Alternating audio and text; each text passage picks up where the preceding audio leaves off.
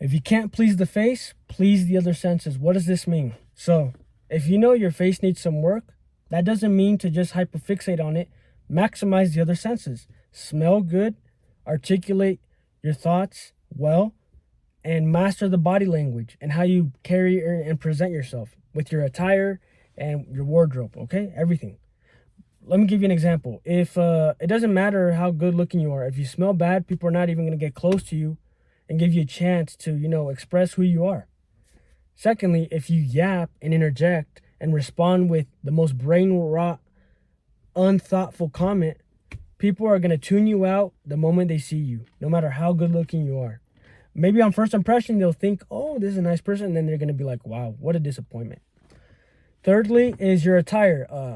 Don't sag your pants unless you want to be the gangster type of guy. The type of clothing you wear is going to attract a certain type of person that you want. I like to wear a lot of blue collar work, like maybe some jeans or some khakis with some boots and maybe a blazer, not a blazer, a sports coat or, a chill hoodie to give chill vibes, but like I work, right? I'm not some type of bum. I have a lot of attire that I could present, that I could put on my body to present and attract a certain type of person, right? So master that too. And the sense of the taste, you're not going to be kissing everybody, but master your breath. People can kind of taste what you smell like in a way. So if you have bad breath, they can taste it. So make sure your breath's good. So yeah, guys, just because your face is not there doesn't mean it's holding you back. If you believe you're like a degenerate, subhuman that's on the internet, like most of these kids who don't have any life experience, it's annoying to see how many people believe their life is over. It probably is, because what you believe is what's going to happen, right?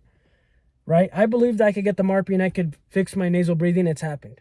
I believe I can fix the asymmetry and I'm going to get jaw surgery. It's going to happen. Likely within the next 4 to 5 months. I'm literally saying what's going to happen and it's manifesting. Seriously. When I said I wanted to start this business, I did it. And it's going good for me, right? Go have other things going for yourself so the overall package is not... you can't say it's over for you guys, okay? The difference between you and the other incel degenerates is those guys are not only ugly, they're broke. They don't have a vehicle to carry them or take them to where they want. They don't have good relationships with anybody, not even their parents. They don't have a way to make income. Like I said, no savings at all. They don't have any ways to actually cure their problems. They probably eat a shit slave diet, so they never feel good internally. There's so many positives to my life because I put in so much work to get here that I can't just sit down and say, oh, my life's over because of a few millimeters. Of course, a few millimeters makes a big difference, but there are other ways to carry yourself to have a good life and feel good about yourself, right? If I was in the exact same position, but my treatment was being paid for by like my mom or something, and I'm like, oh my God, I feel like such a fucking weenie having my mom to pay for this shit, and I have no way to pay her back, right?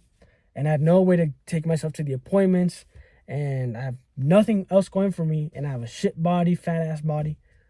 You have every reason to believe your life's over. But if you have other things going for yourself, or you plan on maximizing those other areas, maximize those other areas, and you'll realize your face is not holding you back. It's actually the whole package. If you master every single thing, if you have 99 things down out of 100, do you think being 99% is going to get you the same results as somebody who's only like 2% good or 10% good? Of course not. You got to understand, yes, physical attraction is real. Like your face is the main selling point at the start. But you got to factor in lifestyle. You got to factor in goals. The older you get, guys, I kind of think physical attraction goes down and other things come into play, right? When I was 18, it was like, oh yeah, I don't have a car. Let's go just hang out at your place and do the thing, right? But now, like at my age, it's kind of like expected in a way that I have my life together.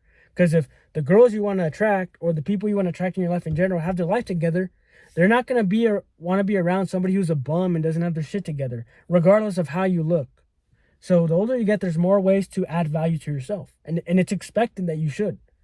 So if you can get ahead of the curve, right, and you're in your teens, early 20s, and you can get your own vehicle, you can get your own place, you can have your own business, your own career, your own savings, Everything's good for you. You can afford to eat good. You can afford to have good experiences, and you have good relationships with people, and you provide value.